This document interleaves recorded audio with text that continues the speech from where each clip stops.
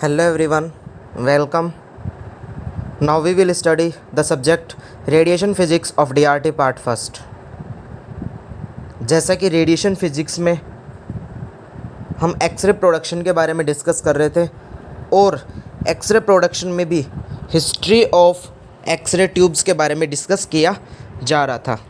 जैसा कि अगर हिस्ट्री में बात करें तो अपन ने गैस ट्यूब और कूलेज ट्यूब के बारे में डिस्कस कर लिया था। जो लास्ट लेक्चर था उसके अंदर हमने मॉडर्न एक्सरे ट्यूब के अंदर stationary anode X-ray tube start की थी। दैट मीन्स कि जो अपनी गैस ट्यूब थी वो आयोनाइजेशन के प्रिंसिपल पे इलेक्ट्रॉन्स का प्रोडक्शन करती थी। देन वो इलेक्ट्रॉन्स आपके टारगेट पे जाकर टकराते थे और एक्सरेज निकलती थी। दैट मीन्स यहाँ पे ट्यूब के अंदर थोड़ी सी मात्रा में गैस रखी जाती थी और इसी गैस के कारण वहाँ पे फर्दर आयोनाइजेशन होता था, जिसके कारण लो एनर्जी की एक्सरेज निकलती थी जो कि हार्मफुल होती हैं, जिनका कोई काम नहीं होता है, जो कि अपने कोई काम की नहीं है। तो दैट मीन्स ये आपकी गैस ट्यूब का डिसएडवांटेज भी था वहाँ पे। इसी के कारण फिर नेक्स्ट कूलिज ने एक नई ट्यूब इन्वेंट की, जिसके अंदर उसने क्या किया कि एक्सरे प्रोडक्शन का प्रिंसिपल चेंज कर दिया यहाँ पे। दैट मीन्स कि अब जो इलेक्ट्रॉन्स प्रोड्यूस किए जाते हैं वो थर्मियोनिक एमिशन से किए जाते हैं। थर्मियोनिक एमिशन, जब आप किसी भी मेटल सरफेस को हीट प्रोवाइड करते हो तो उसमें से इलेक्ट्रॉन्स बाहर निकलते हैं। ये फिनोमेना, ये घटना ही थर्मियोनिक एमिशन कहलाती है। इसी के बेस पे फिर दो एक्सरे ट्यूब आती हैं आपकी। एक आती है स्टेशनरी एनोड एक्सरे ट्यूब और एक आती है रोटेटिंग एनोड एक्सरे ट्यूब। सबसे पहले अपन बात करेंगे स्टेशनरी एनोड की। तो स्टेशनरी एनोड दैट मीन्स ये एकदम कूलिज ट्यूब की तरह काम करती है। इसका प्रिंसिपल भी कूलिज ट्यूब पे ही डिपेंडेंट है। इसके इक्विपमेंट्स के बारे में हम डिस्कस कर रहे थे, तो बहुत सारे इक्विपमेंट्स थे इसके, such as anode, cathode, glass envelope, tube supply, filament supply, focusing cup, tube cooling. इन सब के बारे में हमको आज के लेक्चर के अंदर डिस्कस करना था।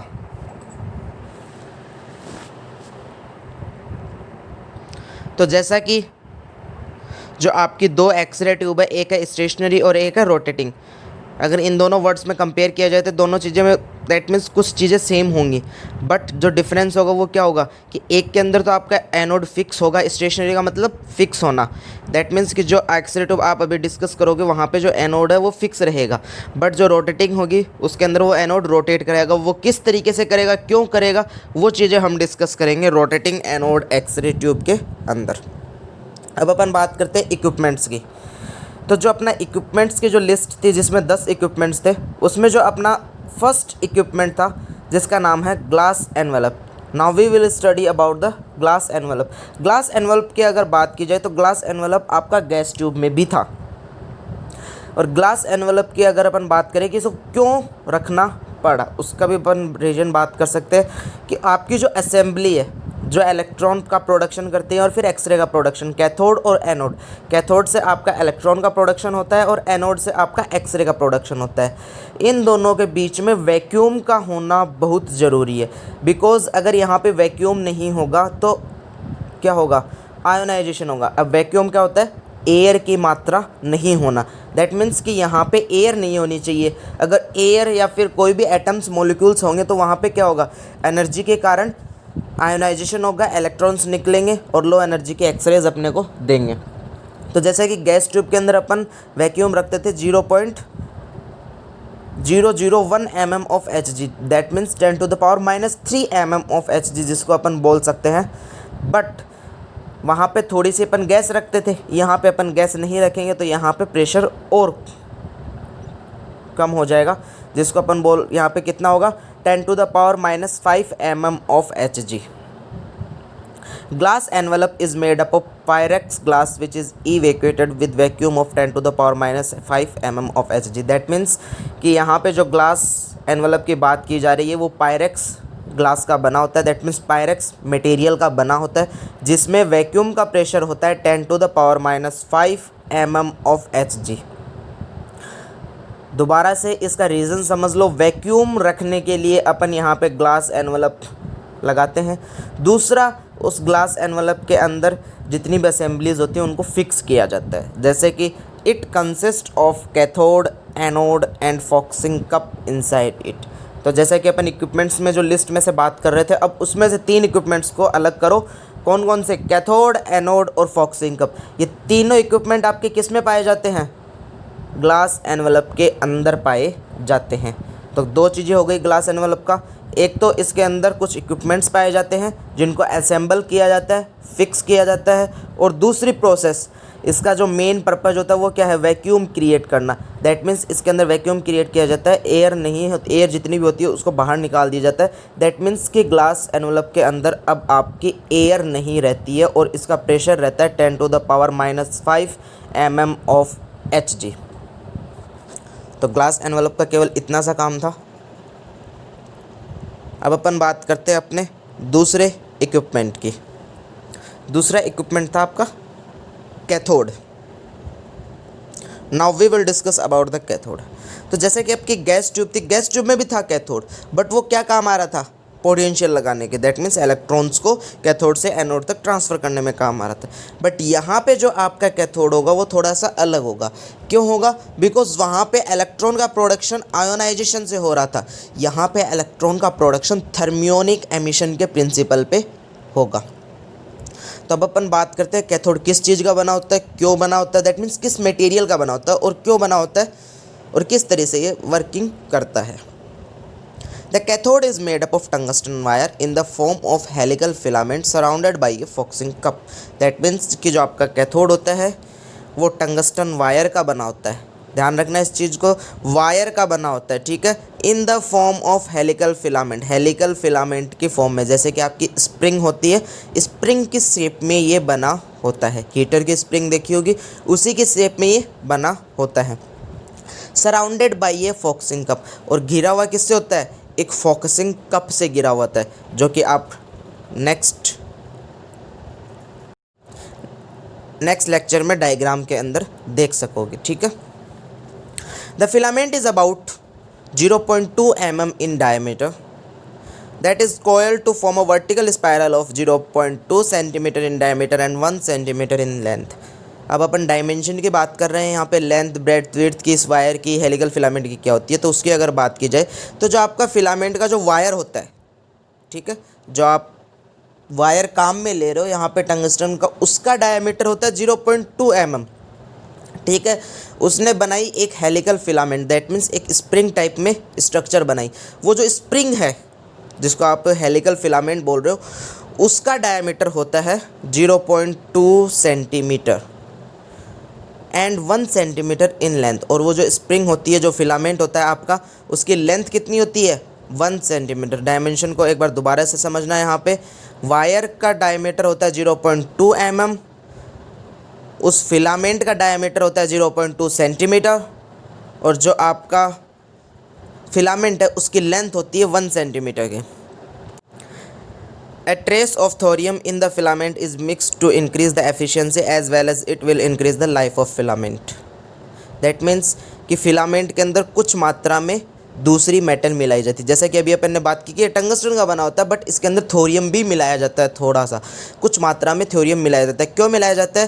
ताकि इसकी दक्षता, एफिशिएंसी इंक्रीज हो सके, and as well as it will increase the life of filament. और इस थोरियम मिलाने से क्या होता है कि फिलामेंट की लाइफ इंक्रीज हो जाती है।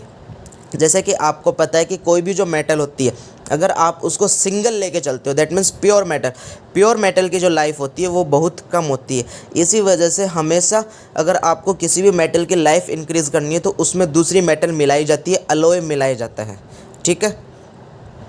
At the principle of thermionic emission production of electron take place in the filament. और जैसा कि यहाँ पे अपन बात करेंगे कि इलेक्ट्रॉन का प्रोडक्शन फिलामेंट पे किया जाता है, दैट मीन्स कैथोड पे होता है। और वो कौन से प्रिंसिपल पे होता है? थर्मियोनिक एमिशन के प्रिंसिपल पे। और थर्मियोनिक एमिशन क्या बोलता है कि जब किसी भी मेटल सरफेस को हीट एनर्जी प्रोवाइड की जाती है तो वहाँ से या फिर उसकी सरफेस से इलेक्ट्रॉन्स निकलते हैं।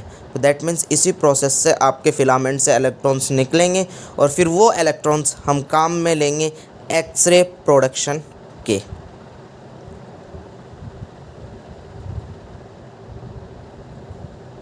तो ये आपके कैथोड के बारे में डिस्कस किया था अपन ने। अब अपन बात करते हैं नेक्स्ट इक्विपमेंट के बारे में, विच इज़ एनोड और target. Now we will discuss about the anode और टारगेट। अब अपन एनोड और टारगेट के बारे में डिस्कस करेंगे। जैसा कि अपन ने बात की ग्लास एनवलप की, ग्लास एनवलप के अंदर 3 इक्विपमेंट होते हैं, cathode, anode and फॉक्सिंग cup. Cathode के बारे में डिस्कस कर लिया अपन ने। अब एनोड के बारे में डिस्कस करते हैं, जहाँ पे इलेक्ट्रॉन्स आके टकराएंगे, 4 प्रकार का इंटरेक्शन होगा वहाँ पे। इंटरेक्शन मैंने आपको स्टार्टिंग में पढ़ा दिया था, और फिर यहाँ से हीट और एक्सरेज निकलेंगे। अब अपन बात करते हैं एनोड के अंदर कौन सा मटेरियल काम में लिया जाता है। तो जैसा कि गैस ट्यूब के अंदर प्लेटिनम हम काम में लेते हैं टंगस्टन के लिए, बट यहाँ पे जैसे कि कुलिस ट्यूब की बात की गई थी, कुलिस ट्यूब में टंगस्टन काम में लिया जाता है, और इसका प्रिंसिपल भी कुलिस ट्यूब का ही है। तो यहाँ पे that means stationary anode X-ray tube के अंदर टंगस्टन ही हम काम में लेंगे। The anode is the target electrode which is maintained at the positive potential. Anode की अगर बात की जाए तो जिसको अपन टारगेट भी बोलते हैं, बिकॉज वहाँ पे इलेक्ट्रॉन जाके टकराते हैं, और इस पर पोटेंशियल कौन सा होता है, पॉजिटिव। कैथोड की अगर बात की जाए तो कैथोड पे कौन सा पोटेंशियल होगा, नेगेटिव पोटेंशियल। ये आपको पता है कि कैथोड और एनोड 2 चीज़ें होती है, जिसको अपन हमारी जो एनोड होती है वो हमेशा पॉजिटिव होती है और कैथोड हमेशा नेगेटिव होती है। अब अपन बात कर रहे हैं कि टारगेट मटेरियल आप कोई भी काम में लो, बट उसकी कुछ प्रॉपर्टीज़ होनी चाहिए अगर आप उसको एक्सरे ट्यूब में काम में ले रहे हो। उस विशेषताओं के बारे में डिस्कस कर लेते हैं। सबसे पहले, it should have high melting point for with standing the high temperature. That means जैसा कि आपको पता है कि यहाँ पे 99% हीट निकलती है और 1% एक्सरेज निकलती है। दैट मीन्स हीट बहुत निकलती है। तो दैट मीन्स कि आपका जो टारगेट है उसका मेल्टिंग पॉइंट हाई होना चाहिए, ताकि हाई टेम्परेचर पे वो वहाँ पे स्थिर रह सके। अदरवाइज़ क्या होगा, अगर इसका मेल्टिंग पॉइंट हाई नहीं हुआ तो हाई टेम्परेचर पे वो पिघल जाएगा, डैमेज हो जाएगा और ख़राब हो जाएगा। First property. Second property, it should have high atomic number to increase the X-ray production efficiency. X-ray production की एफिशिएंसी को इंक्रीज़ करने के लिए इसका एटॉमिक नंबर क्या होना चाहिए, ज़्यादा होना चाहिए। जितना ज़्यादा एटॉमिक नंबर होगा उतनी ज़्यादा एक्सरेज की एफिशिएंसी आपको मिलेगी, प्रोडक्शन की एफिशिएंसी आपको मिलेगी। It should have high thermal conductivity to dissipate remove heat quickly. That means कि अभी अपन ने बात की कि हीट ज़्यादा निकलती है वहाँ पे, तो ऑब्वियस ही बात है कि उस हीट को अपने को बाहर भी निकालना है। अगर वो हीट वहीं पे रहेगी तो क्या होगा, अगर आपने लगातार एक्सरे ट्यूब को ऑपरेट कर दिया तो वहाँ पे क्या होगा, टारगेट पे हीट इकट्ठी होती जाएगी और वो मेल्ट हो जाएगा। तो दैट मीन्स कि टारगेट की थर्मल कंडक्टिविटी, हीट का कंडक्शन भी वो अच्छा करना चाहिए, ताकि वो हीट है वो जल्दी से जल्दी अपन उसको बाहर निकाल सके। That means it have high thermal conductivity, इसकी थर्मल कंडक्टिविटी ज़्यादा होनी चाहिए।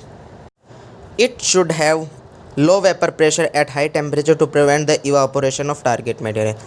जैसे कि अभी अपन ने बात की, दोबारा से हाई टेम्परेचर की बात की जाएगी यहाँ पे, बिकॉज हीट सबसे ज़्यादा निकलती है। अपन ने बात कर ली कि इसका मेल्टिंग पॉइंट तो ज़्यादा होना ही होना चाहिए, बट इसके साथ में इसका वेपर प्रेशर भी कम होना चाहिए। क्या कई बार क्या होता है कि हीट के कारण कोई भी मेटल मेल्ट ना होकर डायरेक्ट किस में कन्वर्ट हो जाती है, वेपर्स के अंदर कन्वर्ट हो जाती है। तो दैट मीन्स कि यहाँ पे वेपर प्रेशर कम होना चाहिए इसका, ताकि हाई टेम्परेचर पे टारगेट मटेरियल जो है वो इवापोरेट ना हो सके। चारों प्रॉपर्टी को ध्यान में रखना। पहला, मेल्टिंग पॉइंट ज़्यादा होना चाहिए इसका, ठीक है। दूसरा, एटॉमिक नंबर ज़्यादा होना चाहिए। तीसरा, इसकी थर्मल कंडक्टिविटी ज़्यादा होनी चाहिए। और फोर्थ, इसका वेपर प्रेशर कम होना चाहिए। अब जैसे कि मैंने आपको बताया कि यहाँ पे मटेरियल अपन ने कौन सा काम में लेते हैं, टारगेट लेते हैं, बिकॉज इसमें से कुछ प्रॉपर्टी टारगेट में मिलती है, कुछ प्रॉपर्टी, दैट मीन्स कि कुछ प्रॉपर्टी टारगेट में नहीं होंगी। उसके लिए अपन क्या करेंगे, क्या सोल्यूशन करेंगे, वो भी अभी डिस्कस करेंगे अपन। तो अभी अपन बात की थी टंगस्टन की, कि टंगस्टन काम में लेते हैं। तो टंगस्टन अपन यहाँ पे काम में लेते हैं, किस तरीके से लेते हैं, क्यों लेते हैं, टंगस्टन के बारे में अब अपन डिस्कस करते हैं। It is the metal widely used as the target because of its high melting point and high atomic number। दो प्रॉपर्टी फॉलो हो रही है यहाँ पे, एक तो हाई मेल्टिंग पॉइंट की और एक हाई एटॉमिक नंबर की। बिकॉज टंगस्टन का जो मेल्टिंग पॉइंट है वो है 3370 डिग्री सेल्सियस और इसका एटॉमिक नंबर है 74। दैट मीन्स कि एटॉमिक नंबर भी इसका ज़्यादा है और मेल्टिंग पॉइंट भी इसका ज़्यादा है। इस वजह से हम ज़्यादातर टंगस्टन को ही एनोड के रूप में या फिर टारगेट के रूप में काम में लेते हैं।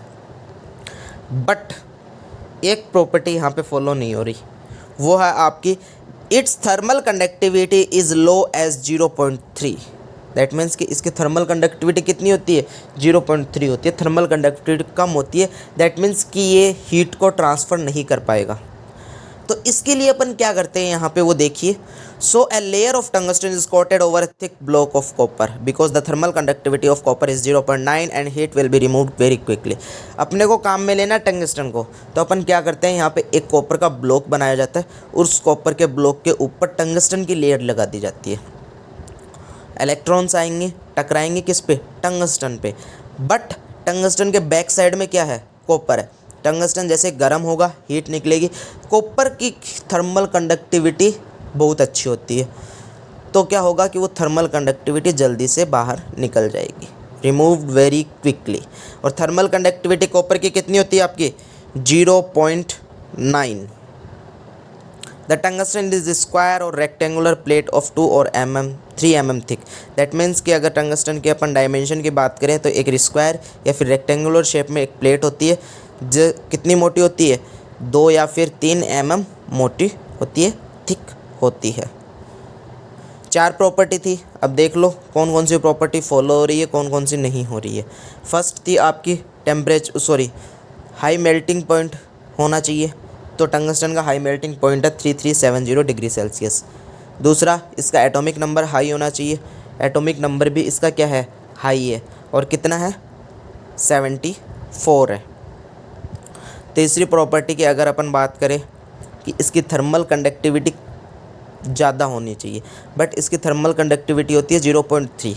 तो थर्मल कंडक्टिविटी को इंक्रीज़ करने के लिए अपन टंगस्टन को किस तरीके से यहाँ पे लगाते हैं, दैट मीन्स टारगेट मटेरियल पे एक कॉपर का ब्लॉक लगा होता है और उस कॉपर ब्लॉक के चारों ओर आपका टंगस्टन की लेयर होती है। इस वजह से अपन इस तरीके से इसकी थर्मल कंडक्टिविटी को इंक्रीज़ कर लेते हैं। और इसका वेपर प्रेशर, ऑब्वियस सी बात है, इसका मेल्टिंग पॉइंट हाई होता है और वेपर प्रेशर कम होता है। दैट मीन्स 3 प्रॉपर्टी फॉलो होती हैं, और जो आपकी 4th प्रॉपर्टी है वो अपन ने फॉलो करवाई है, किस तरीके से, कॉपर को काम में लेके। The anode has a tendency to crack under over by heating.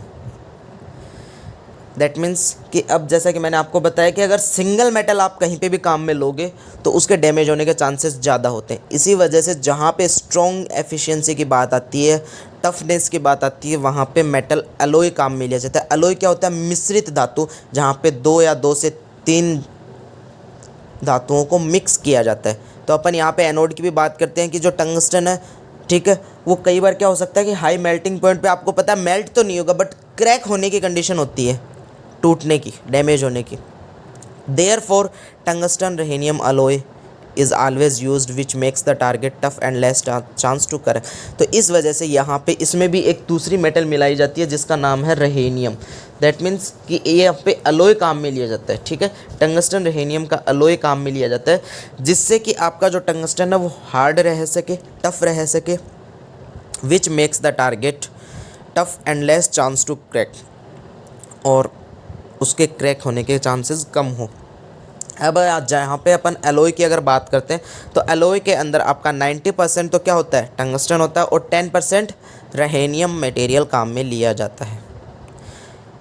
अब 2 चीज़ें और हैं आपकी, वैसे तो एनोड एंगल आप आगे डिस्कस करोगे, और एक लाइन और है जो कि आप मेमोग्राफी में भी डिस्कस करोगे कि मेमोग्राफी की एक्स-रे ट्यूब के अंदर टारगेट आपका टंगस्टन का ना हो कि किसका बना होता है, या तो मोलिबेडनम का या फिर रहोडियम का। मोलिबेडनम जिसका साइन है MOZ, जिसका एटॉमिक नंबर है 42, रहोडियम जिसका साइन है RH और उसका एटॉमिक नंबर है 45, are commonly used as anode material for mammographic X-ray tube. जो आपकी मेमोग्राफिक एक्स-रे ट्यूब होती है उसके अंदर एनोड की जगह टंगस्टन काम में ना लेके अपन यहाँ पे या तो रहोडियम या फिर मोलिबेडनम काम में लेते हैं। और क्यों लेते हैं, जब अपन मेमोग्राफी पढ़ेंगे तब डिस्कस करेंगे। और अगर एनोड एंगल की बात की जाए, यहाँ पे एनोड के बारे में अपन डिस्कस करें तो एनोड एंगल आपका कितना होता है, यूजुअली 15 to 20 डिग्री, ठीक है। तो ये आपके टंगस्टन की बात की अभी अपन ने, दैट मीन्स एनोड की बात की कि एनोड की क्या क्या प्रॉपर्टी होनी चाहिए, high melting point, high atomic number, high thermal conductivity और लो वेपर प्रेशर।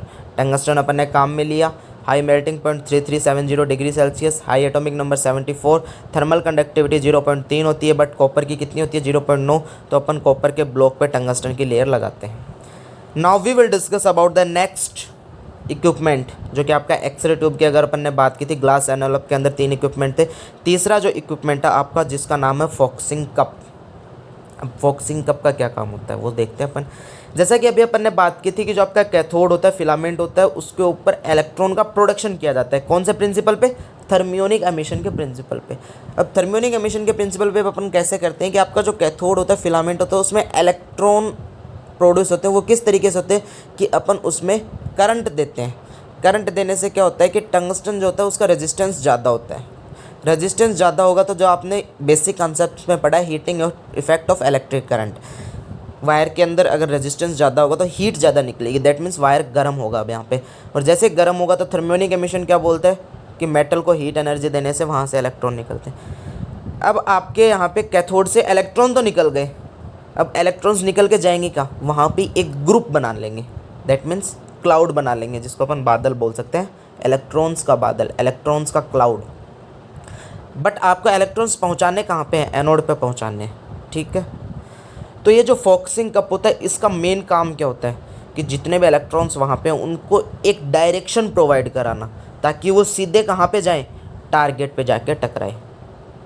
अब ऑब्वियस सी बात है कि आपके इलेक्ट्रॉन पे नेगेटिव पोटेंशियल होता है, अगर आप फॉक्सिंग कप पे पॉजिटिव पोटेंशियल रखोगे तो वो तो अट्रैक्ट कर लेगा उनको। तो इस वजह से फॉक्सिंग कप पे भी कौन सा पोटेंशियल रखा जाता है? नेगेटिव पोटेंशियल रखा जाता है, ताकि वो उससे रिपेल हों। और जैसे ही आप फोकसिंग कप पे नेगेटिव पोटेंशियल को ऑन करोगे, सारे के सारे इलेक्ट्रॉन्स आपके एक डायरेक्शन में फॉरवर्ड होंगे और एनोड पे पहुंचेंगे। It is made up of nickel, that means कि आपका फोकसिंग कप निकल का बना होता है। The focusing cup focus the electrons towards the target which are produce by the filament, that means कि फिलामेंट से जो इलेक्ट्रॉन्स प्रोड्यूस किए जाते हैं उन इलेक्ट्रॉन्स को फोकसिंग कप टारगेट की तरफ फोकस करता है, उनको एक रास्ता दिखाता है, उनको एक डायरेक्शन में फॉरवर्ड करता है। Without the focusing cup the electrons become spread of. अगर वहाँ पे फोकसिंग कप नहीं लगा होगा तो कैथोड से इलेक्ट्रॉन निकलेंगे और वो क्या हो जाएंगे? स्प्रेड ऑफ हो जाएंगे, दैट मीन्स फैल जाएंगे। उनको एक दिशा नहीं मिलेगी, उनको एक डायरेक्शन नहीं मिलेंगी, उनको कैथोड से एनोड तक कोई फॉरवर्ड करने वाला नहीं होगा। Usually the focusing cup is at the same potential as the filament और कैथोड, दैट मीन्स कि आपको पता है कैथोड और फिलामेंट आपका नेगेटिव होता है, तो दैट मीन्स यहाँ पे जो आपका फोकसिंग कप है उसको भी नेगेटिव पोटेंशियल ही रखा जाता है। और नेगेटिव पोटेंशियल अपन क्यों रखते हैं ये आपको पता है, बिकॉज कैथोड से इलेक्ट्रॉन निकलते हैं, इलेक्ट्रॉन पे चार्ज होता है नेगेटिव का। अगर यहाँ पे आप पॉजिटिव चार्ज रख लेते हो, अपन ऑपोजिट बात लेके चलते हैं, अगर आप पॉजिटिव चार्ज रख लेते हो तो कैथोड उन इलेक्ट्रॉन्स को एनोड तक पहुँचने ही नहीं देगा। वो सारे के सारे इलेक्ट्रॉन्स फिलामेंट से निकले और कैथोड पे चले गए, दैट मीन्स फोकसिंग कप पे, सॉरी कैथोड पे नहीं, फोकसिंग कप पे चलेगा। इस वजह से फोकसिंग कप का पोटेंशियल नेगेटिव रखा जाता है, ताकि सारे के सारे इलेक्ट्रॉन्स कैथोड से एनोड तक फोकस हो सके, मूव कर सके। तो ये आपके 4 इक्विपमेंट थे। बाकी के जो इक्विपमेंट बच गए हैं वो अपन नेक्स्ट लेक्चर में डिस्कस करेंगे। Thank you so much.